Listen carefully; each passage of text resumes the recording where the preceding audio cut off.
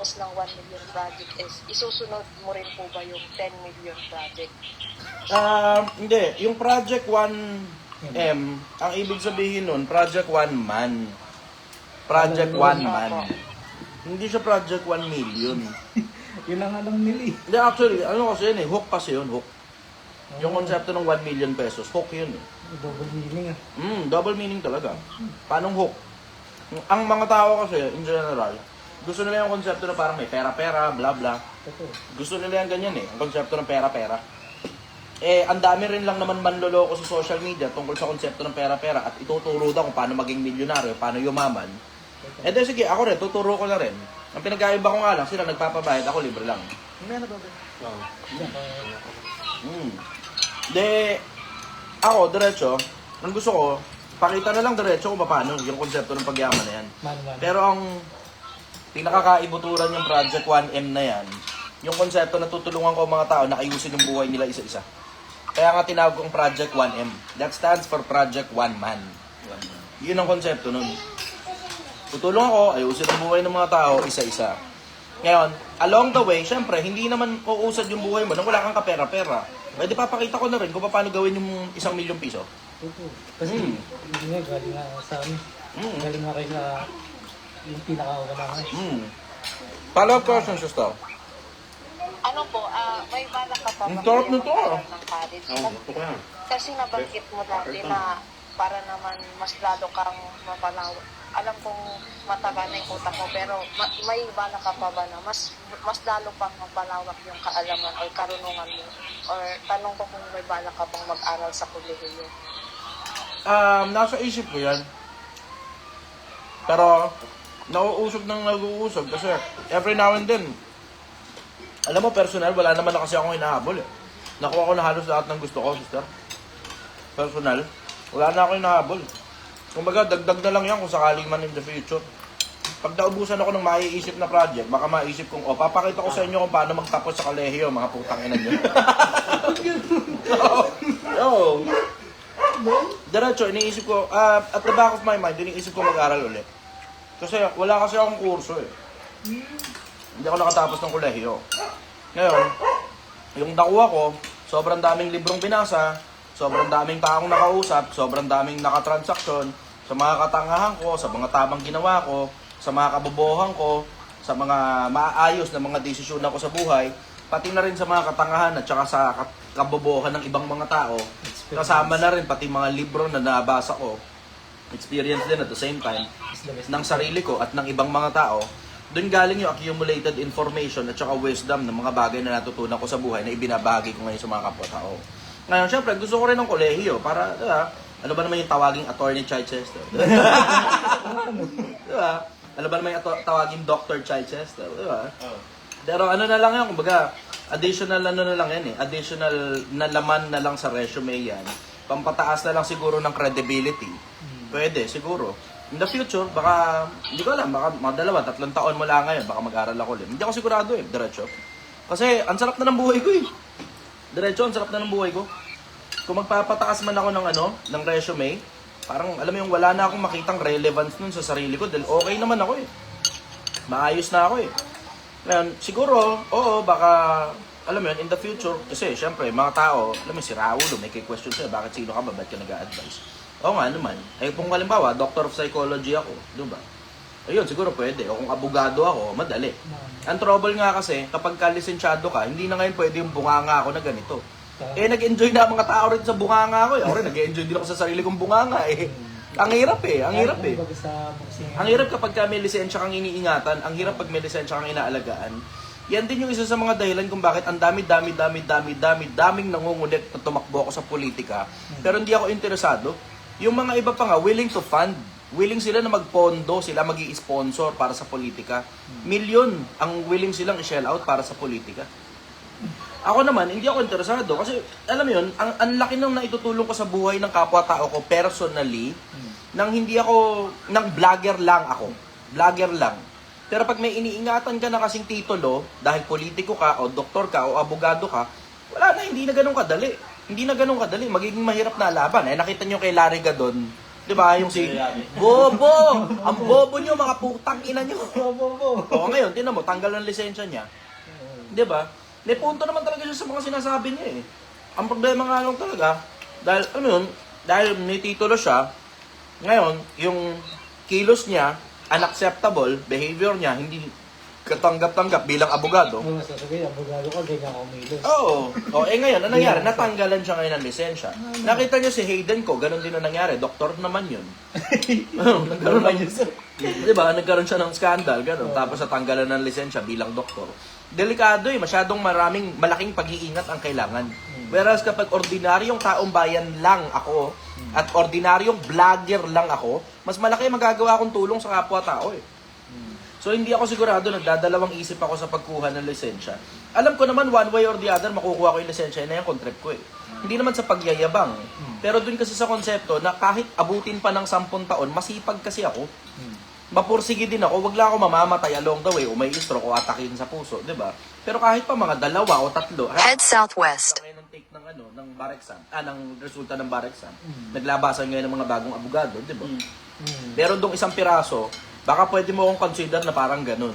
Yung isang abogado na inabot ng 11 take para lang makapasa siya sa bar. 11 take para lang makapasa siya sa bar. Pwede naman akong ganun eh. Kung hindi ako pumasa sa una, edi sa pangalawa. Hindi pumasa sa pangalawa, edi sa pangatlo. Hanggang maipasa yung bar. Alam ko, one way or the other, makakapasa rin ako. Pero alam mo yung tumitimbang pa kasi ako. Hindi pa kasi ako masyadong matagal sa social media. Bago pa lang ako, 2 taon pa lang ako sa social media. 2020. Tama. At mas malaki ang naitutulong ko ngayon sa social media bilang ordinaryong taong bayan na alam ninyong hindi ako titulado, hindi ako doktor, hindi ako abogado, hindi ako philosopher, hindi ako politiko, wala akong titulo at ordinaryong taong bayan lang ako. Ang laki na naitutulong ko ngayon sa mga tao dahil sa bunganga ako ng tunog squatter. Pero hindi ka kasi pwedeng tunog squatter ka kapag ka titulado ka eh. Yun ang trouble ko eh. So yun ang sagot ko ron. Pansamantala, yun muna. Habang nag-iisip pa ako kung mag-aaral ba ako ulit. Follow-up question. Pabor po ba kayo sa mga gumagamit ng white lies para mapagtakpan yung nakaraan nila at para maging maganda yung image nila sa ibang tao? White lies. Nakadepende sa intention yun, sister. Nakadepende sa intention yun. Actually, meron yung tao na naligtas dahil sa pagsisinungaling. Dulot kayo, no? Merong isang tao na yung mga anghel na isinugo ng Diyos, itinago niya sa bahay niya. At may naghahabol na mga tao dun sa mga anghel na yun. Ngayon, kung di ka nagkakamali, si Lot yun eh. Ngayon, ang ginawa niya, pinadaan niya sa ibang daan, hindi niya itinuro kung saan nandun yung mga anghel. Parang hindi ang dating nun sir, nilansin niya lang. Oo, pero hindi pa rin katotohanan yun. Pagsisinungaling pa rin yun. You can consider that as white lie. Hindi kasi siguro parang ang tinutukoy niya na white lie para mapagtakpan yung nakaraan mo. Oo nga, di ba ganun din naman yung pagliligtas ng kapwa-tao na hindi mo sinabi yung katotohanan dahil hinahabol yung matitino? Ayan. Di ba? Parehas lang yun eh. Ako diretso, nakadepende sa intensyon. Anong intensyon? Kasi at the end of the day, hindi naman ang tinitingnan ng Diyos is surface level eh. Hindi ganun kababaw ang Diyos sa dahil sinungaling ka sa impyerno ka na. Hindi ganun eh. Ang pagtingin ng Diyos, pailalim. Titignan niya yung nangyari, titignan niya rin siyempre yung intention. Ganon din naman sa korte ng Pilipinas eh, di ba? Anong pinagkaiba ng murder at saka homicide? Sige. Anong pinagkaiba ng murder at homicide? Alam ko sa murder, parang sadya. Tapos sa homicide, parang hindi siya, kumbaga, hindi nga siya. In scenario na in-actual condition, kumbaga pumunta ka, di ba, murder. Murder, napatay mo na yung tao eh. Murder na yun. Ay, hindi ba yung homicide, napatay mo na yung tao? Pero hindi siya intentional, parang gano'n, pagkaintin ko. Yun Ano yung ba? Nandun sa premeditated ba o hindi? Hindi na. Premeditated ba o hindi? Bakit? Kasi kahit sinaksak mo yung tao, Kung hindi mo talaga intentional. kung hindi premeditated at ang nangyari ay self-defense, that's considered homicide. Pero kung pinagplanuhan mo at inisip mo kung paano gagawin yung pagpatay, then that's murder. Tama. See the difference? Yung issue dun sa ibang bansa, yung sa babaeng binaril na sa US there, sa sasakyan. Ayun, yun na ibig sabihin. Kaya makikita mo, ang Diyos tumitingin sa intent. Ngayon, I strongly suggest that we human beings start doing the same. Minsan hindi dun sa ginawa. Tignan mo kung ano tensyon bakit ginawa. Minsan sa kakulangan lang ng impormasyon. Minsan sa kamangmangan. Minsan sa kabobohan. Na hindi naman ng intensyon na gumawa ng masama. Nga lang, mali ang outcome. 'Di ba? Doon na ngayon papasok yung saying sa English that the intention is good, but the execution is bad. Nakadepende sa intention. Yun ang sagot ko ron. Follow-up question, sister. Ngayon kasi kuya, sa panahon natin may mga about sa agreement ng kasal, yung iba nagpapa-print up. Sa tingin niyo po, bakit nila ginagawa yun? Lalo na kung yung, halimbawa po, babae is mas mayaman or yung lalaki.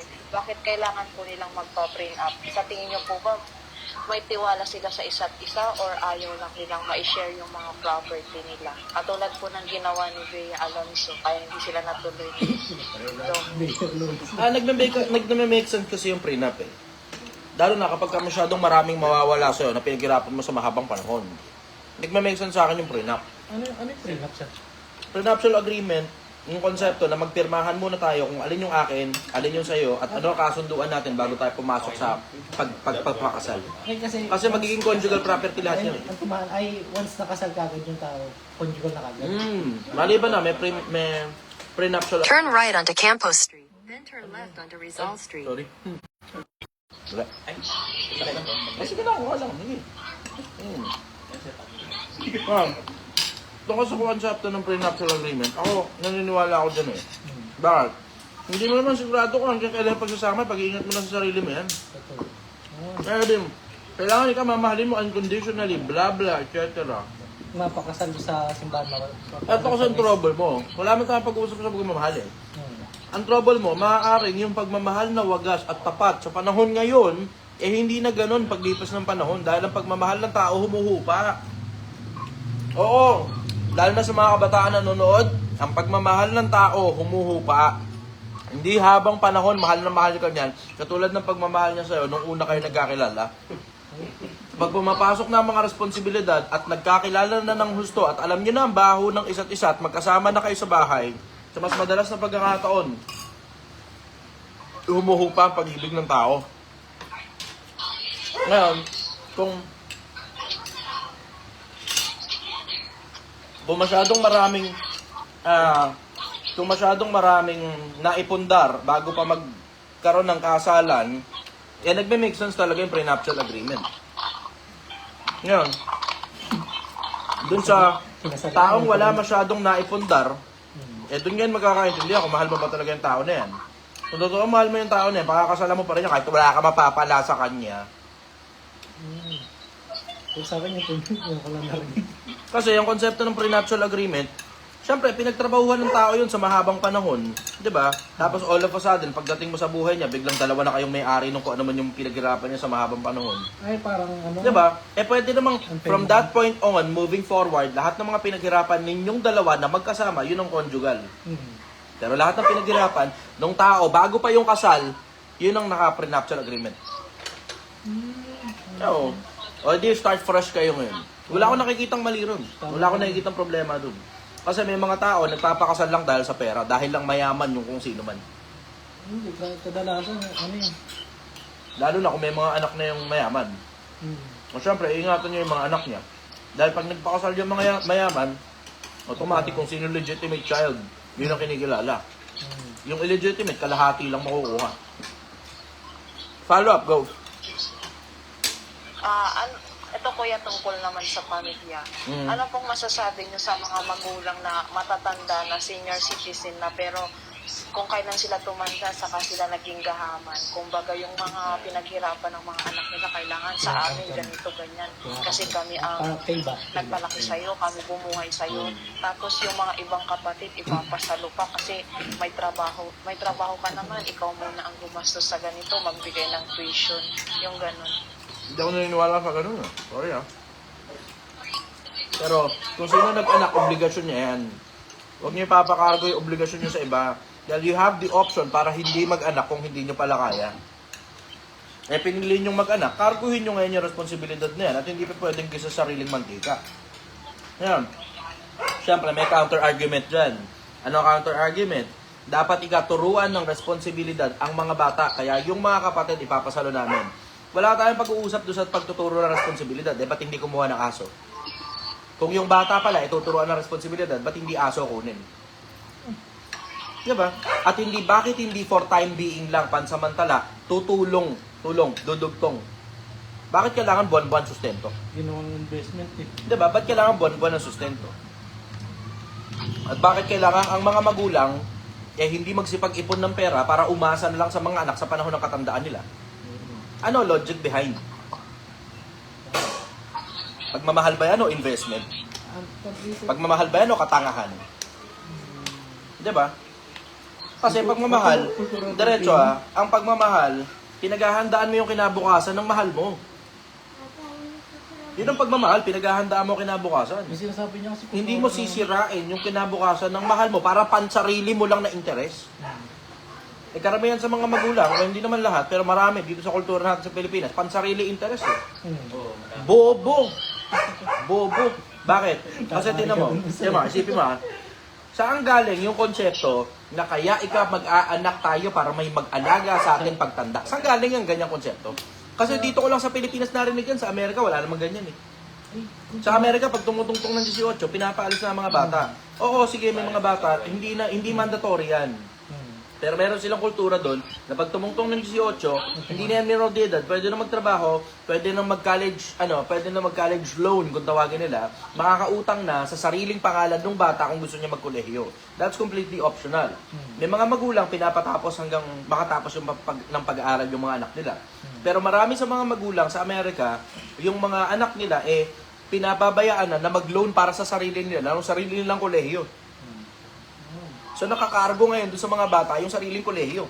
para maganda. Oh. Tapos, pwede na silang mabuhay sa sarili nila on their own. Bakit dito sa Pilipinas, tangina, nabuhay ka bilang tao, hindi ka pwedeng mabuhay ng payapa nang hindi nagpapakargo sa'yo ang magulang mo? Saan ang galing yung ganyang kalokohang konsepto? Diba? Hindi ko maintindihan yan kasi tignan mo, pagbatayan mo mga lumang libro, libong taon na nakakaraan, wala namang ganyan eh. Narito, sabi ni Pablo, ako'y handang pumarihan sa inyo. At ako'y hindi magiging pasanin ninyo. Sapagkat hindi nararapat na ang mga anak magtipon para sa mga magulang. Kundi ang nararapat, ang mga magulang ang dapat magtipon para sa mga anak. So sa bagong tipan, nakalagay yan. Na ang dapat palang nagtitipon, yung mga magulang ibinibigay sa mga anak. At sa lumang tipan, ganun din na nakalagay. Ang mabuting tao, ang sabi ni Solomon, ang mabuting tao ay naghahanda para sa anak ng kanyang anak. Saan ngayon ang galing yung kultura dito sa Pilipinas na yung mga magulang nagpapakargo sa mga anak nila? Kahit hindi pa naman sila senior at tinatamad lang sila at yung mga anak nila na iba pa na ginawa nila, pinapakargo nila dun sa kung sino lang ang may trabaho. Saan galing yung ganyang konsepto? Nak, mag-abroad ka na lang para tulungan mo kami sa mga kapatid mo. Saan galing yan? Saan galing yan?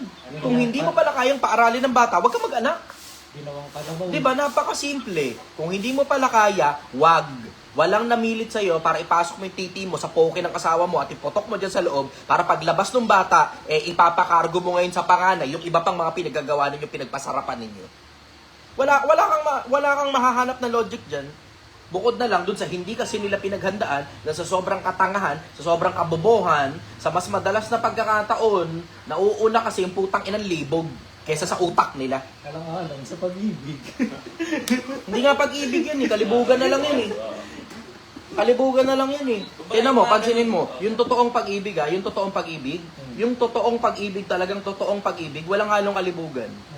Mula paglabas mo sa sinapupunan ng nanay mo, natuto kang mag-isip, natuto kang magmahal. Mahal mo, magulang mo, walang halong kalibugan yun. Walang halong kalibugan yun. Yun ang masasabi ko rin. Kalibugan kasi yan. Tinutok mo sa loob eh. Ngayon, obligasyon mo ngayon yan. Huwag mong takasan yung obligasyon mo para ipakargo sa mga kapatid niya yung mga anak na pinaggagawa mo. In the first place, hindi naman hiningi yan nung kung sino man yung lumabas sa puke mo. Diba? Na ako ba, lalabas ako sa puke mo gusto ko ako na magkakargo sa mga kapatid ko Putang ina. Tapos ngayon, sasagutin sila ng mga anak nila.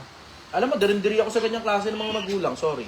Hindi ka sabay sasagutin pa ng bata. Derindiri ako. Naintindihan kita kung nagtuturo ka lang ng responsibilidad. Okay, sige, daunting for the sake of argument.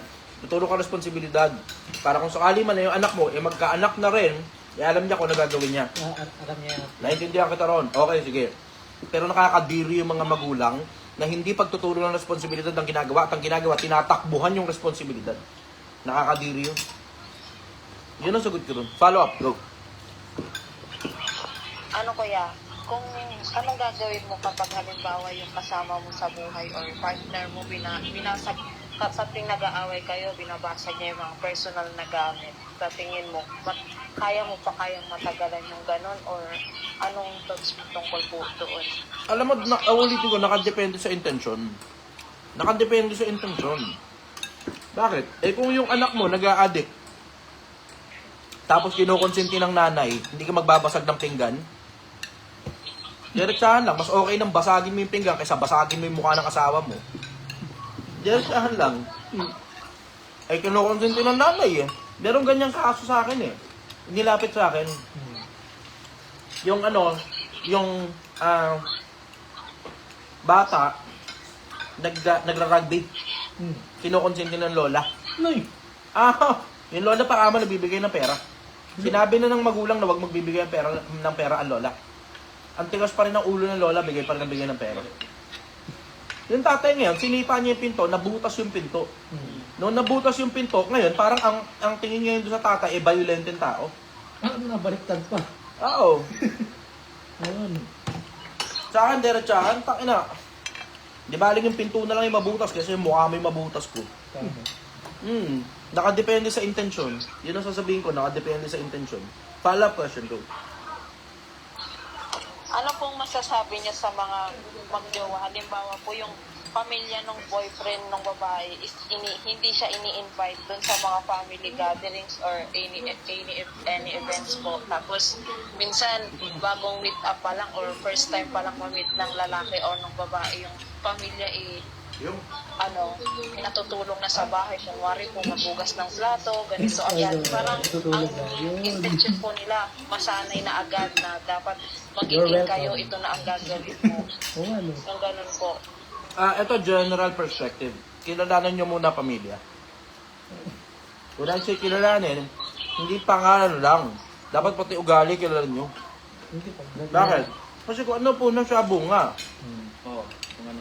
Kung sino yung magulang, madalas na pagkakataon, dahil yan ang kinalakyan at napanood ng mga anak, yung ginagawa ng mga magulang, ganyan din malamang kalalabasan ng anak nila, na ginawa mo. Yun ang sagot ko ron. General lang, general. Kasi, pwede kang umisip ng sobrang daming senaryo kung paano parang ang dating may mali yung mga future biyanan. Overall, ang sasabihin ko, tignan nyo na lang muna yung ugali. Kahit ano pa senaryo maisip nyo tungkol sa mga future biyanan, tignan nyo muna yung ugali. Doon magkakatalo ngayon kung ano ang posibilidad na maging ugali ng anak nila na ginawa mo. Yun, follow up. Kaya anong pinagkaiba ng salitang bobo at tanga at paano mo po masasabi na yung isang tao ibobo na Yung mga is ganong bobo ano, lang at paano yung mga mo ganong masasabi terminologies, na tanga sister. yung isang tao lang? Yung mga ganong terminologies, i-google nyo na lang. Yan, assignment ninyo. Kasi sobrang simple lang yan eh. Ayokong sagutin na lahat na lang ng bagay, i-spoon feed ko pa. Ang mangyayari, magiging tanga kayo nun. Lahat ng bagay, tatanong nyo pa sa akin. Ang kailangan ko ang mangyari, hindi nyo na ako dapat kailangan pagkamatay ko. Yun ang kailangan ko sa inyo. Ang kailangan ko sa inyo, hindi nyo na ako kailangan pagkamatay ko dahil natuto na kayo sa akin. O ngayon, yung mga ganyang mga terminologies, i-google nyo na lang. Yan yung assignment nyo. Ano pinagkaiba ng bobo at tanga? Kaya i-google. Follow up. Okay na kuya. Okay, thank you very much. Bye-bye. Ay, na-shoot! Salamat po. Na-shoot! Sige, na-shoot. Salamat kuya. Sige po. Ingat Sige, po. kain ka muna. Bye-bye. Opo. Opo. Kakain daw muna siya. Na-shoot. Harap. Sige, next tayo. Thank you, brother. Ito, napapasarap yung kainan natin sa sarap ng kwentuhan. Eh. Napapasarap yung kain sa sarap ng kwentuhan. Hindi na mamalayan eh. Salad na ano yan.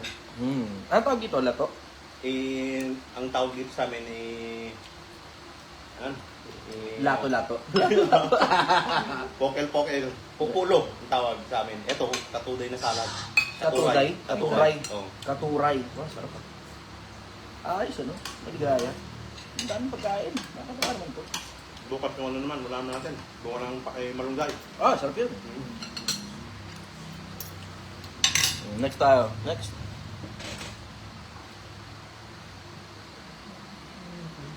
Fish head. Fish head.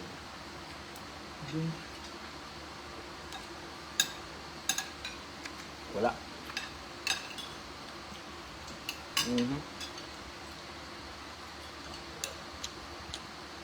Next tayo.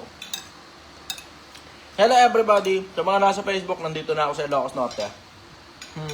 Sarap ng buhay. Wala ulit.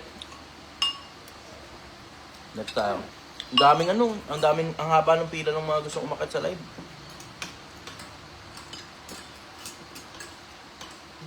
Hello brother! Good evening. Taga saan ka? Hello, gandang gabi. Hello, taga saan ka brother? Ano po, ito po sa akin po, Palawan po. Palawan, okay. Palawan, ganda lang. Ano tanong mo brother? Ano po sa akin, parang career guidance po. Kasi di ba ditong last year po is maraming board passer, ganun. Bali po, ano po ma-advise nyo na parang magiging field ng mga ano po. Kasi di ba hindi naman ganun karami yung job offering, ganito, ganun. Tapos ano po, Marami. Kasi ako magana boss, parang syempre po, di ba parang, ngayon kasi is parang 4th year na po ako din, parang sa field ko in the future is parang ang daming nakapasa, ganito, ganun po. So parang pakiramdam ko is maubusan ako ng slot. Hindi brother. Taon-taon. Kasi Sabi naman may bagong slot. Sige. Huwag kang kabahan, ang dami. Ang kailangan mo lang gawin, ngayon pa lang mag-research ko na kung ano-ano eksakto yung gusto mo mangyari. Malakas ang real estate lawyer, malakas ang corporate lawyer. Ang lakas niyan, ang lakas kumita ng pera. Hindi pa natin pinag-uusapan dyan yung ordinaryong pinagkakakitaan ng mga ordinaryong abogadong ayaw magkorte na notary. Doon mo muna simulan, notaryo. Para may pera lang na pumapasok. Ano po kasi ako, sir, nasa teaching field po, bali education po. Eh, di ba po nitong nakaraan ng LPTs is parang more than 53K ang nakapasa po, kung hindi ako nagkakamali. Alam mo, kayong mga teacher, paalala ko lang, kayong mga teacher, kayo nga dapat yung nasa social media ang nagtuturo at nagpapabayad ng mahal. Bakit? Kayo yung lisensyado eh. Yung mga putang inang nagtuturo sa social media, kasama ako, mga hindi naman kami lisensyado eh. Wala kaming lisensya, wala kaming karapatang magturo at magpabayad sa paturo. Wala. Kayong mga teacher na may lisensya, kayo ang may karapatang magpabayad sa pagpapagtuturo ninyo dahil lisensyado kayo na gobyerno. Kayo yung may karapatan. Yung mga nandyan sa social media na didipa-dipa, tangina, mamahal ng pabayad eh. May 50,000, may 100,000, yung iba kalahating milyon pa kada tao ang pabayad nila, kada negosyante ang pabayad nila. Tangina, kamamahal ng pabayad ng mga putang ina. Pag tinignan mo kung ano lisensya ng mga yan, wala naman lisensya yan eh. Technically, yung pinababayaran nila, opinion lang nila at saka research lang nila. Eh kung opinion at research rin lang naman ang pababayaran, tangina, mas legit naman na dapat ang nagpapabayad ng ganyan ay yung mga totoong teacher na may lisensya. Diretsahan lang. Ang kulang kasi sa inyo, imagination. Ang kulang sa inyo, imagination. Eh tingnan mo, meron na nga dyan sa social media, ang mamahal ng pabayad nila eh. Itong isang ang putang inang kaputang inahan eh. So katang sabi ba naman, yung pang-tuition fee daw ng mga estudyante, ipang business na lang. Bulupong, tang inang gago. Sabi ko, tang ina talaga. Alam mo, ganyan talaga ang nangyayari kapag wala kang lisensya. Kahit ano na lang sabihin mo, pwede. Ganyan na nangyayari pag wala kang lisensya. Wala kang iniingatan. Kahit kapwa-tao mo, masira buhay. Kahit gano'n pa karaming kabataan ang masira mo ang buhay, wala kang pakialam. Bakit? Kasi ang importante lang sa'yo, yung bulsa mo lang. Pero, kayong mga teacher na may lisensya, kayo yung dapat nagsasalita sa social media. Tingnan mo, sabi, alayo naman ang sagot mo, boss. O bakit, Haru, may isasagot ka ba mas maganda? Diretsahan lang. May isasagot ka ba mas maganda? O ganyan ka lang. Ang dami mong komento eh, no? Kung wala ka namang sasabihin mas maganda, manahimik ka na lang. Tangina, ulitin ko, pag bobo ka pa, manahimik ka. Mga tao talaga, tangina, ang hilig umopinion eh. Yun ang sagot ko ron. Follow-up question. yan nga po, tawag nito, parang, pero kasi, di ba po, parang, kung sa bagay po, ang point of view ko lang naman kasi is parang sa Finland din naman talaga ng teaching. Kasi tawag nito, parang alam ko rin po kasi na based sa mga nakaraan din po na napapanood ko sa inyo is parang kung ano yung resources mo, i-maximize mo po, parang ganun. So, Ang sikreto kasi, brother, nasa pagpapalalim. Ang sikreto, nasa pagpapalalim. Yun ang sikreto. Magkaroon ka expertise. Kung ano eksakto yung expertise mo, yun ngayon ang ituro mo sa mga tao. Ngayon, hindi na uso yung route na parang kailangan mo pa mag-apply sa eskwelahan. Eh, kung walang opening, paano? Pwede kang dumiretso na sa social media at magturo na diretso sa mga tao, tapos pwedeng magpabayad ka na diretso sa mga tao.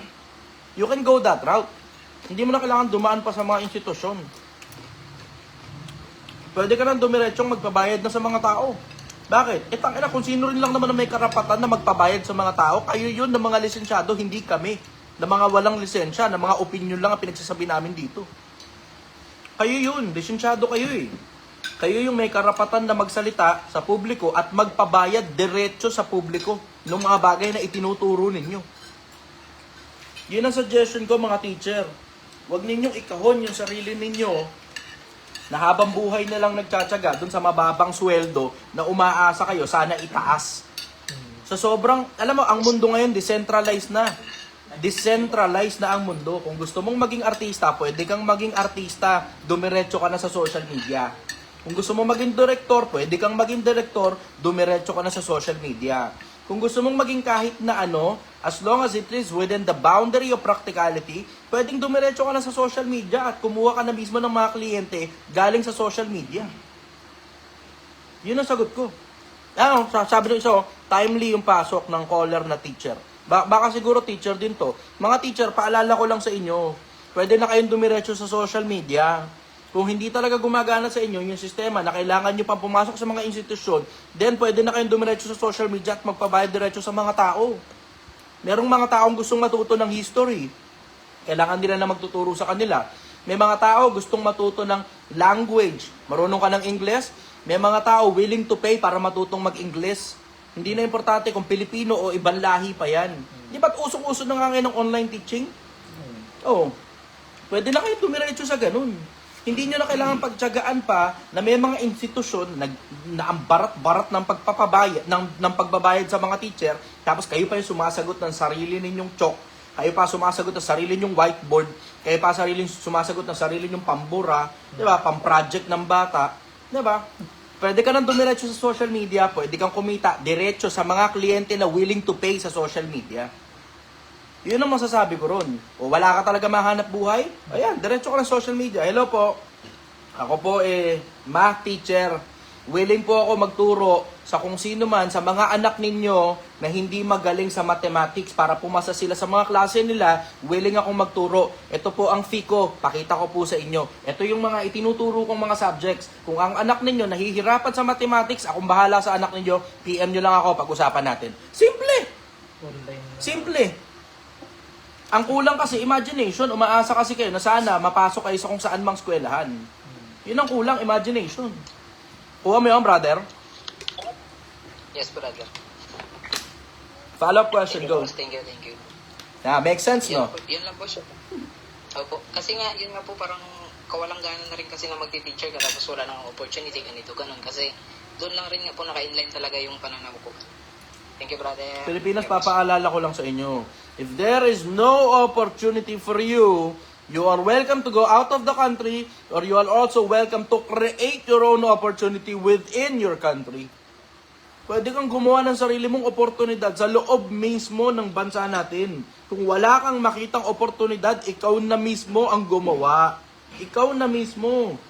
Kasi kailangan natin ng maraming matatalinong tao sa social media. Dahil diretsahan, ang social media napupuno ng mga bobong, gagong, ganid na mga siraulo. Diretsahan lang. Hindi nyo ba nakikita? Tangina nakakasuya yung mga nagsisipagturo sa social media, mga wala namang lisensya, pero ang mamahal ng pabayad. Tangina, diretsahan. Bili ka ng course? Tangina nakakasuya. Walang lisensya, mga putang inang yan. Ito pa, mas worse, ni hindi nga man lang nakatungtong ng kolehiyo ng pagtiteacher ang mga hayop na yan. Kaya mapapansin niyo, Bakit ikaw, Chester, hindi ka nagpapabayad? Bakit ako magpapabayad? Tangina mo, wala naman ako lisensya eh. Diba? Wala akong lisensya eh. Isa pa, ang gusto ko, makatulong sa mga tao, hindi mamera. Ito mga putang inang nagsasalita sa social media, dahil lang sobrang konti, dahil lang walang regulatory body. Kaya nga makikiusap ako sa inyo, sa mga politikong nanonood ngayon, kung maaari, lagyan nyo ng regulatory body na yung mga putang inang mga courses na yan sa social media, ma-regulate kung sino nagtuturo dyan at kung ano ang laman ng resume ng mga hayop na yan.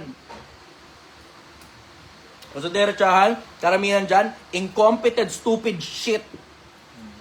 Tumatalsik pa yung kanin sa bibig ko. Pag nakita mo yung laman ng mga kurso nila, putang ina, pinagkukuhaan nyo lang sa internet yan eh. Na sinasabi rin ng kung sino man na nandun sa internet at inuturo din yan sa kung saan mang bansa.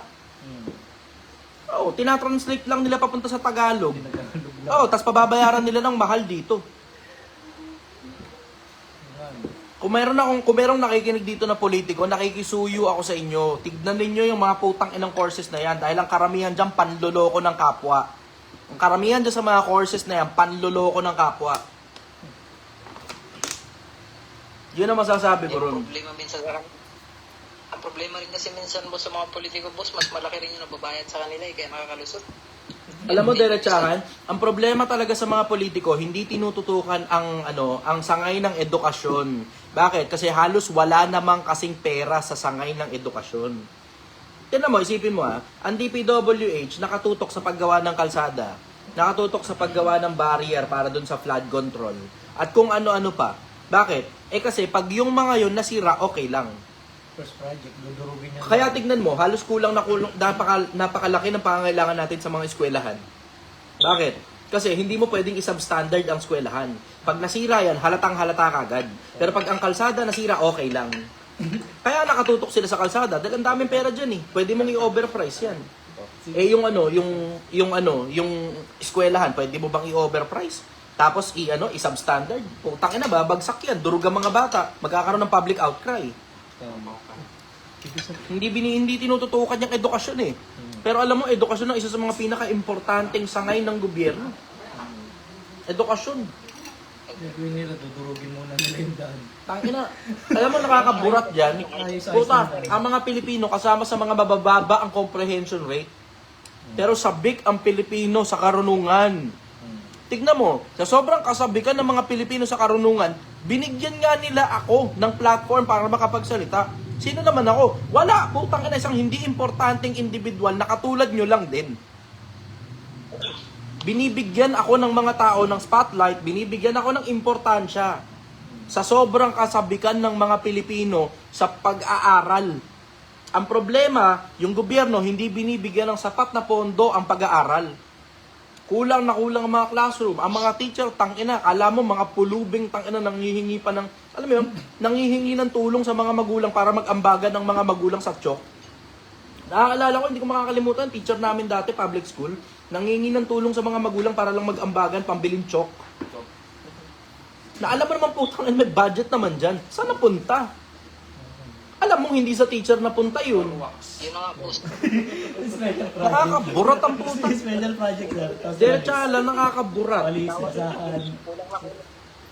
Ang mga Pilipino, sabik na matuto. Ang mga Pilipino, gusto nila na matuto. Gusto nilang na self-improvement. Gusto nila ng expertise. Gusto nilang lumaki yung sweldo nila dahil sawang-sawa na ang mga Pilipino sa putang inang minimum na napakababa. Ang problema, paano ngayon aangat ang minimum? Paano ngayon aangat yung tao mula sa pagiging minimum kung halos hindi makapag-aral dahil hindi nga sinusuportahan ng gobyerno yung sa akin na edukasyon? Tangina. Nakakalanos.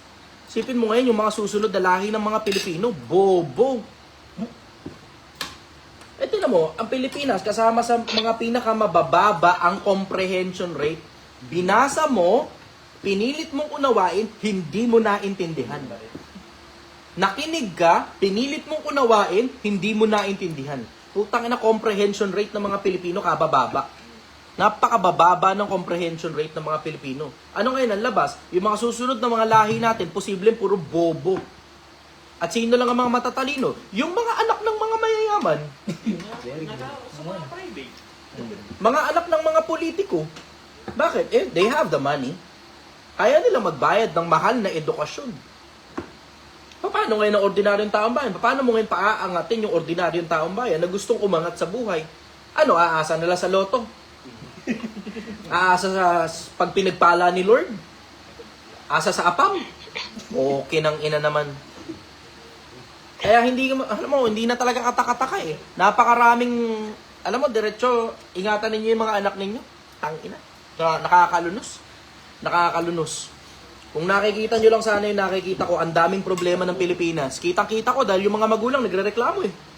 Yung laman ng inbox ko, yung anak nila, nahuli nila nagsisend ng pepe nila doon sa kung saan mang nagbayad ng 500 piso through GCash. Telegram, mga ganun. BCS. For whatever reasons. BCS. BCS yun.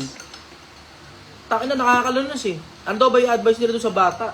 Takin na, anong a-advise mo sa bata? Nakakaintindi ba yan? Makikinig ba yan? Nakatumatanggap na ng pera galing sa kung sino mang putang inang manyakol eh. Di ba? Ang problema nga kasi, minsan maiiling ka na lang talaga eh. Minsan maiiling ka na lang. Anyways, follow-up question, brother. Yun lang po, yun po. Thank you, brother. Thank you po. Gusto nyo yung mahirap na Thank you very much. silaktan. Tingnan mo, isipin mo kung gaano kabobo mga Pilipino. Meron mga katulad nito ni Jasper. Jasper. Ingay na ingay mo lang eh. Tamo, ni simpleng grammar lang, bobo pa. Mambabash ka na lang sa akin ng tanga mo pa. Tangina mo, bobo mo, kinang-ina mo ka. Mambabash ka na lang, ang bobo mo pa. Ano magkaroon mga talinong basher naman, tangina. Mga basher, mag-aral nga muna kayo mga putang ina nyo. Ang sarap yung pagkukutusan sa ulo, putang ina nyo. Mambabash ka na lang sa akin, ang bobo mo pa. Hindi mo pa talinuhan. Pero pa rin Wala bang matalinong basher dyan? Pengi nga ako matalinong basher, putang ina. Mga basher, bobo eh. Anyways, sige, next na tayo. Putang ina, simpleng grammar lang. Putang ina. Simpleng grammar, no? Sipin mo, simpleng grammar lang. ayos na, kahit alas gusto ko dumating. Brother, hello, good evening. Taga saan ka? Ginoin niyo ako, tagal ko na naghihintay na dito. Okay. Live na ako bago ako naka-up. Hindi, may ano kasi ako ngayon, brother. First year college na ako ngayon. Okay. And yun talaga, ang gusto ko talagang pasukin na field is business. Okay. So, diretso na ako. Kumikita ako sa mga pinag-aagawa ko, even though student ako. Nagtitinda ako sa school ng mga Graham balls, any product. Binibenta ko sa mga estudyante. Okay naman. Pero nagkakaproblema ako, brother, sa tawag dito, sa isa ko pang business. Kasi hindi naman araw-araw may pasok kasi ang dami ko pang mga pinagkagastusan sa school, ganyan. Yung nagtitinda ako sa terminal. Ngayon, pinaalis ako ng vendor kasi natatalo sila sa produktong binibenta ko. Halos hindi na daw bumibili yung mga pasahero sa kanila. Okay. So, iniisip ko kung sino ba talaga yung tama, yung vendor ba o ako. Kasi di naman daw ako member eh. Pero parang pinapayak na naman ako ng guard. Pinapaalis nila ako kasi natatalo daw sila. Ang sinabi ko naman sa kanila, di ba customer naman yung yung nagdidesisyon kung or pasahero naman yung nagdidesisyon kung saan sila bibili. Kaya, ayun, parang nag-breakdown ako noon. Talagang iyak ako kasi ang laki ng kinikita ako yung brother. Ayun, tuloy ako sa networking, buisit. Dapat ako tuloy. Okay, ano exactly yung tanong mo? Sobrang frustration ko. Ay, parang naglumas ng sama ng loob siya. Ano exactly yung tanong mo? Hindi ko talaga alam kasi, brother, kung sino ba talaga yung paniniwalaan ko. Kasi ang daming mga lumalabas sa social media na nagtuturo paano magnegosyo. Iba-ibang field hindi ko maintindihan. Yung iba, nagpapabayad pa. Ngayon nung pumunta ako sa networking, kasi buti hindi ako nagbayad ng buo eh. Nagbayad, tawag dito, iba rin yung paniniwala nila doon. So hindi ko na alam kung anong dapat kong sundin. Kasi nga, sa networking, napakatagal bago kumita. Tapos, may nagkwento nga na isang networker na inabot daw siya ng 3 months bago siya naka 900 pesos. Totoo yun. So, yun, hindi ko na alam kung sino ba talaga yung Teka muna. ano ba talaga Anong course mo? College ka, di ba? Anong course mo? entrepreneurship. Kaso hindi pa sila nagtuturo ng about sa ano eh. Business more on more on mga tawag dito, yung hindi naman siya related dun sa field. Pinapaaral ka Kasi ng magulang mo. Opo. Pero hindi na ako binibigyan ng baon kasi alam naman yung ako, side hustle ako. Tapos, ayun brother, isa pa, may struggle din ako ngayon na kailangan ko talagang gastusan, yung sakit ko, ADHD. Anong year ka na sa eskwelahan? First year college. Ilang taon yung kurso na kinukuha mo? 4 years. Okay. Ilang taon na magulang mo?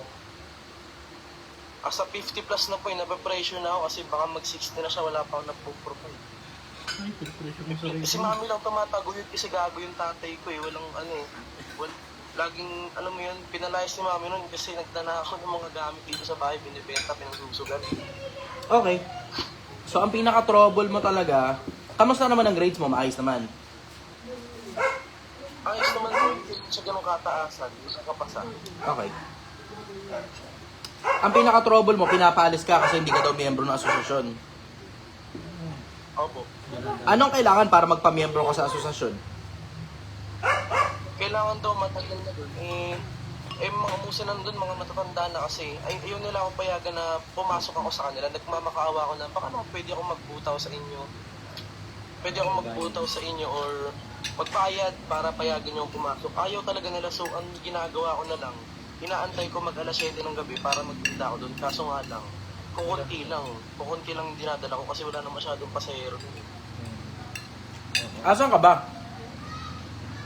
Sa Kalamba po, Kalamba, Laguna. Okay.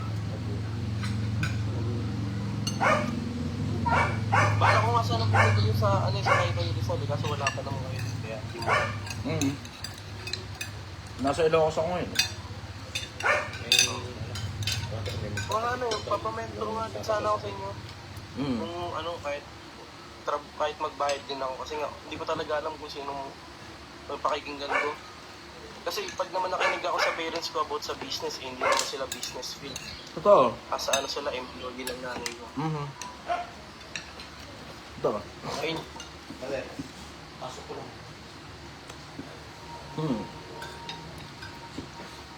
Gusto ko rin sanang kasi frustrate talaga ako. Alam mo, totoo, ang daming senaryo na tumatakbo sa isip ko. Ang dami kasing pwedeng advice yun. Sobrang daming pwedeng advice yun. Hinahanap ko yung may pinakamataas sa efficiency. Kasi pa senior na magulang mo. Malakas naman ang magulang mo. Malakas naman po. Anong trabaho? Opo, employee po siya sa isang kumpanya. Tapos nag-side hustle din. Kaso laging hindi sumasapat eh. Laging nauubusan ng pera si mami. Kaya pinangungutang yung tuition ko minsan. Hindi sumasapat. Okay. Yung simpleng konsepto na you cannot cry over spilled milk, brother. Kung hindi gagana sa isang lugar, lumipat ka sa kabilang lugar. Kung hindi gagana sa isang lugar, lumipat ka sa kabilang lugar. Kasi hindi naman ikaw ang pinakaunang pinakaunang natsambahan ng ganyan na pinupolitika ka. Yan ang tawag dyan pinupolitika. May asosasyon doon, hindi ka miyembro ng asosasyon, pinapaalis ka ngayon. Gusto mong pumasok doon sa asosasyon, ayaw kang payagang papasukin doon sa asosasyon, wala ka ngayon choice. Ngayon, you have the option para harabasin yan. Kung kinikilala ng gobyerno yung asosasyon, wala kang magagawa kung naka-SEC sila. Kung hindi kinikilala, underground naman ngayon ang mangyayari, baka naman saktang ka. Kasi ganun yan ang regular na nangyayari, lalo na mag-isa ka lang. So, ngayon, ibibigay ko sa yung advice, brother. Consider this as a form of advice. You cannot cry over spilled milk. Hindi mo pwedeng iyakan yung bagay na hindi talaga pwede. Ang pwede mong gawin, adaptability. Lipat ka ng ibang pwesto. At wala ka magagawa, talagang bababa talaga. Pero ang pinaka-bottom line yan, dun sa simpleng konsepto lang, na kung talagang magaling ka dun sa produkto na binebenta mo, maraming tao yung magpapabalik-balik sa'yo. Dapat, ang targetin mo, hindi one-time transaction lang. Ang targetin mo, regular customer. Tiyan mo, katulad dun sa amin sa Domsa, Merong mga one-time transaction doon, madami. Pero ang regular na pumupunta doon sa amin, kaya pumapaldo yung branch ko doon sa Domsa na kahit wala ako ron, tuloy-tuloy ang mga customer. Hindi naman dahil sa akin eh. Hindi dahil sa akin, kaya yung mga tao ron nagpapabalik-balik. Ang dahilan kung ba't nagpapabalik-balik yung mga tao ron, kasi masarap talaga yung produkto. Ewan ko kung natikman mo na yung sinigang na baka o yung sizzling na baka ko ron sa Domsa. Pero masarap talaga yung produkto. Yun ang binabalik-balikan ng mga tao na every time ay iisip nila, magsinigang tayo. Sa tawag si sinigang. Doon kay Chichester, masarap yung sinigang doon. Pampahulas kapag madaling araw. Alam na ng mga tao. Ngayon, in that context, dapat ang regular na target mo, yung mga pabalik-balik, hindi one-time transactions lang. Kasi sa mga one-time transactions, tinan mo katulad yan, pumipwesto ka ngayon sa isang lugar kung saan sobrang daming customer. Magaling. Good job. Ang problema mo, may nakabakod. Hindi ka ngayon makatawid sa bakod dahil ayaw kang papasukin sa loob ng bakuran. Ngayon, ang mangyayari, panakaw. Papasok ka ron sa bakuran nila pag wala ng bantay. Hindi ko sinasuggest yan dahil masyadong delikado yan.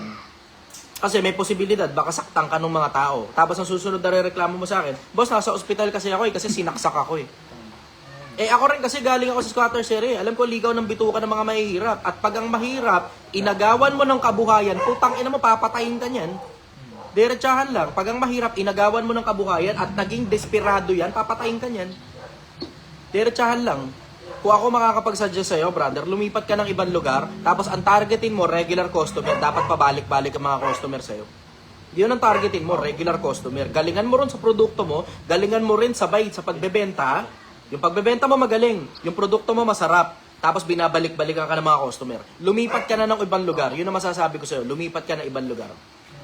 Ngayon, kung ang magulang mo naman, sinasalo ka naman dun sa bills mo, tapusin mo na muna pag-aaral mo, brother. Mas madali maging empleyado kaysa maging negosyante. Ngayon, talagang gusto mo talagang maging negosyante. Okay, walang problema. Pero, alam mo, yung konsepto ng adaptability, brother, kailangan mong matutunan na mag-adapt. Bakit? Kasi sa pagninegosyo, in general, yung mga hindi nag-a-adapt, yan talaga yung nawawash out. Yun ang normal. Yung mga hindi nag-a-adapt, yun ang nawawash out. Kuha mo, isa sa mga pinakamalalaking skill ng pagiging negosyante ang konsepto ng adaptability, brother. Kailangan mo talagang matutunan yan. Kailangan mong matutunan yan. There's no other way to go about it. Kailangan mong matutunan yung konsepto ng adaptability. Dahil hindi lahat ng panahon ang merkado malakas. At hindi lahat ng panahon may access ka sa malakas na merkado katulad niyan. Merong malakas na merkado, hindi ka binibigyan ng access sa malakas na merkado. Ano gagawin? Adaptability na kagad. Hindi naman nag-iisa lang yung lugar na yan na sobrang daming customer Ang dami niyan, brother. Maraming ganyan lugar. And if you need to travel an additional 1 hour para lang maabot mo yung mga customer na sobrang dami nila sa isang lugar, edi go for it. Travel time lang naman ang mawawala sa iyo Sa Cubao. Ayan, yan. You have another option. Now you're thinking. O, kita mo? Alam mo, ang isa sa mga pinakamalalaking bagay na natutunan ko, matanda na ako, brother. At matagal na panahon na akong nagne-negosyo. Ngayon, knowing that fact, you have to understand na bilang matandang negosyante, ang isa sa mga pinakamalalaking skill ng mga magagaling na negosyante, adaptability. Hindi pagrereklamo. Alam mo na wala ka na talagang pupuntahan. Wala kang pupuntahan dun sa isang pirasong lugar na yon. Bakit? Kasi merong asosasyon na nakakapamahala, may bakuran. Ayaw kang papasukin sa loob ng bakuran. O di ibig sabihin, wala ka talagang access dun sa lugar na yun. Wala kang tulak kabigin Pag ipinilit mo, sasaktan ka. Pag hindi mo naman ipinilit, alas 7 ng gabi ka darating, mahina naman. Ano ngayon ang gagawin mo? Wala kang choice, lipat ka na ng ibang lugar. And if you need to travel an additional 30 minutes to 1 hour just to reach another destination na ganun pa rin ang merkado, so be it. Lipat ka na ibang lugar. Mas malayo lang ng bahagya. Kesa ilaban mo, brother, delikado pa yan. Pag inilaban mo, minsan buhay mo kapalit niyan. Huwag mong kakalimutan, you are dealing with possibly savage type of individuals. Hindi mo naman alam Minsan yung mga street vendors, diretsahan lang Huwag magagalit sa akin street vendors. Pero iba dyan nagaganon. Diretsahan lang. Ayan, kita mo? Ikaw nga mismo. Kita mo? Nakita mo yung reaction mo ngayon? Okay, alam mo na, pag ninakawan mo ng hanap buhay ang mga tao na yan, dahil masyado kang malakas, kaiinggitan ka. Dahil kinainggitan ka, isang araw sinaksak ka. Tingnan mo, mas malaki patuloy ngayon ang ginastos mo kung buhay ka pa. Kung buhay ka pa. Nagiging kwento na lang. Yun, follow up, go.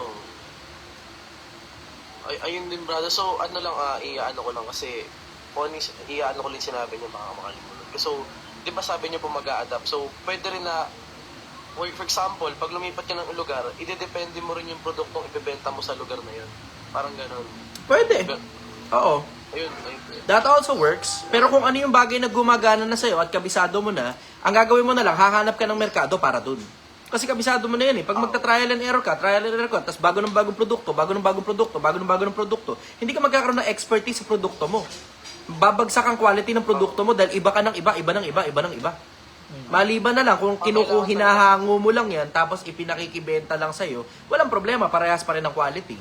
Pero kung iba ng iba, tapos ikaw ang gumagawa niyan, katulad ng Graham Balls na sinasabi mo, ikaw ang gumagawa niyan, kung papalitan mo ang produkto mo, ang mangyayari dyan, trial and error ka na naman, gastos ka na naman ng panibago, tapos you are also possibly opening yourself to can of worms na may mga tao bibili, hindi na babalik sa'yo. Dahil walang quality. Oo. Yun. Kumbaga yung pag pumali yung isa, yung for example, nagtinda ka, malyado yung isa, tapos may bumiling customer. Kahit yung pangalawang benta mo ng produkto, kahit maayos na, hindi na sila bibili nun. Kasi yun yung una na nila natikman. Totoo. Nangyari din naman sa akin yan eh. May mga reklamo sa akin in the past na masyado daw maasim. Tapos in-adjust ko, may mga reklamo naman masyado naman matabang. Sinigang nga eh. Oo, tapos may mga reklamo noon, ang konti daw ng karne. O didinamihan ko. May mga reklamo naman, sobrang dami naman daw ng karne, nakakalunod na, hindi na maubos. Di ba? Nangyayari talaga yan. Nangyayari na talaga yan. Yung add-ons, yung pag sinabi, pag may additional na karne, magbabayad sila ng bago. Kaya, pag naalatan sila, pwede sila magsabi na medyo tanggalin yung alat. Tapos may dagdag na bayad. Oh, pero one size fits all kasi yun. Hindi mo kasi matatanong sa tao kung ano ba gusto nyo. Sobrang asim o hindi masyadong asim. Hindi naman ganun eh. Oo. One size fits all yun. Isang lutuan lang yun. Yun. Nakadepende doon sa batch na yun, nung araw na yun, yun ang binebenta namin. Kaya nga ang ginawa ko, isang tao na lang ang nagluluto. Isang tao na lang, para hindi pa bago-bago formula. Kasi iba ng iba. Eh syempre, may mga dunong-dunungan, galing-galingan. Nakasulat na nga dun sa putang ina, mamagaling pa. Anyways, follow-up question, go. Ayun naman, tapos na ako sa tanong na yun. Ito naman tanong ko about dito sa, kasi di ba, may sinasabi kayo na nagsasabi na yung networker na sabi daw ibang tuition yung business. Kasi kilala ko po yun, malapit lang dito sa amin yun eh. Kasi may kinounterpoint siya doon, may sinabi siya na hindi naman daw niya i-generalize kung business ang habol mo, doon yun ang gagawin mo. Pero kung ibang course yung kinukuha mo, doktor din. Lalong mali. Counterpoint, sablay din eh. Counterpoint, sablay din. Kung business daw ikaw, yung pang-tuition fee mo, pang business mo lalang. Di lalong mali. Bakit? May mga business schools eh. Huwag mo naman sabihin sa akin, mas magaling ka pa kaysa sa mga nag-aral sa business school. Oh. Di lalong mali. Ang sinasabi daw niya kasi doon wala naman daw negosyo yung mga yun, siya meron. Wala nga. Sorry ah. Ayokong magsalita ng specific eh, pero kilala ko kasi siya eh. Kilala ko eh. Tanong mo, ano negosyo niya? Yung nakapangalan lang sa kanya. Yung Tanong mo, ano negosyo niya? Anong negosyo niyo po, yung nakapangalan talaga na totoong nakapangalan sa inyo? Tanong lang, kasi question lang yan eh. Wala akong kinlaim na kahit ano ha. Wala akong kinlaim na kahit na ano. Basta tanong nyo, ano pong negosyo nyo, yung totoong nakapangalan po sa inyo, patingin po ng business permit? Uli. Sige. Meron siyang pinakita boss na may pwesto siya dito sa malapit sa may Mamatid na kahit sino pwedeng magpwesto. Pero ang tanong, kanino yan? Kanino? Hindi ko alam, wala siyang pinakita. Diba? Kanino? Yung totoong sayo, nakapangalan sayo. Diba? Ganon yun. Yung totoong sayo, nakapangalan sayo. Pag iba pangalan dyan, bakit iba pangalan? Kanino ba talaga yan? Diba? Derechahan lang. Ako naman, derechahan lang din. Derechahan lang din. Yung sinasabi na yun daw ikang nagtuturo ng business, wala raw ikang business. Yung mga teacher, walang business. Ulupong, tangina, baka hindi nyo alam na maraming negosyo yung mga ibang nagpo-professor sa kolehiyo at trip na lang nila yung pagpo-professor nila. Hindi nyo lang alam. Hindi nyo alam. Yung ibang mga professor sa kolehiyo, may mga negosyo at trip lang nila yung pagpo-professor nila kasi nga nakatapos sila ng education. Nakatapos sila ng education eh. Oo. Ngayon, professor sila ngayon, tapos may negosyo sila. O eh syempre, ano pa ba naman ang nagme-make sense na ituro mo kundi yung konsepto ng pagnenegosyo kasi nga may negosyo ka nga. 'Di ba? Alam mo, absurd claim na lang yan eh. Absurd claim. Kalokohan, isang malaking kagaguhan para sabihin mo na lahat ng professor na nasa business school walang negosyo, ulol. Kalokohan yan. Isang malaking kagaguhan yan. Isang malaking kagaguhan yan. Wala nga kayong malay eh. Tinan mo. Ito, isa sa mga magaganda halimbawa. Kung kilala ninyo si Daniel Rason, CEO ng UNTV. Si Daniel Razon, CEO ng UNTV, nagpo-professor yun eh. Tapos, professor siya ng mass communication. Ito pa, si Boy Abunda, nagpo-professor din yun eh. Tapos, professor din siya ng mass communication. Tapos, si Miriam Defensor Santiago, nagpo-professor din yun eh. Tapos, professor siya ng law. Kung saan ka magaling, may mga nagpo-professor dyan na nandun mismo sa field na yun. Isang malaking kagaguhan at kaululan para sabihin na yung mga nasa business school na mga professor, 100% lahat yun, wala negosyo. Claim na lang yan eh. Claim na lang yan. Claim. To claim is one thing, but to prove is another thing. To claim is one thing, but to prove is another thing. Madaling mag-claim. Sabihin mo na lahat ng mga professor sa business school walang negosyo. Asa ng pruweba? Asa ng pruweba? Tingnan mo, punta ka lang mismo sa business school eh. Doon lang, punta ka mismo sa business school. Tanong mo, yung mga professor doon, kayo po ba may negosyo po ba kayo? Papaputol ko, titi ko, pagka nakahanap ka ng business school na lahat ng professor nila 100% walang negosyo. Sige, yan ang hamon ko sa inyo. Hanap kayo ng business school na lahat ng professor nila 100% walang negosyo. Kagaguhan na lang yan eh.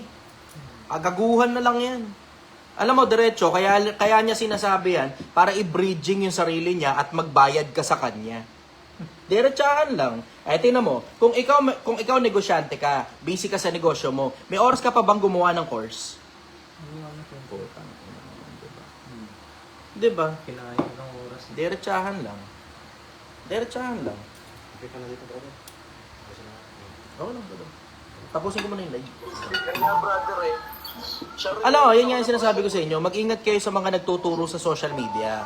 Bakit? Hindi lahat ng nagtuturo sa social media ang gusto umalagwa buhay nyo. Yung iba dyan, ang gusto lang mamera.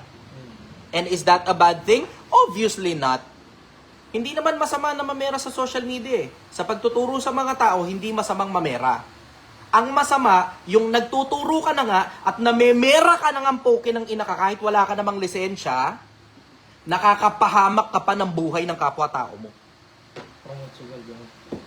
Sa pagtuturo lang mismo. Yung itinuturo mo, nakakapahamak ng buhay ng kapwa-tao. Tinan mo, katulad niyan. Isipin mo, kung lahat na lang ng tao napapasok sa mundo ng pagnenegosyo, yung pang-tuition fee nila, pang-business nila, paano ngayon matututo ang mga tao? Paano kung hindi mo alam kung ano basics na kailangan mo pa palang matutunan sa eskwelahan dahil hindi ka magaling na mag-adapt? Ituturo sa'yo sa eskwelahan yung mga fundamentals ng mga bagay na gumagana eh. Diba? Ituturo sa'yo yung fundamentals ng mga bagay na gumagana galing sa mga statistics at sa mga matitinding research. Siya, ano pruweba niya sa mga bagay na itinuturo niya?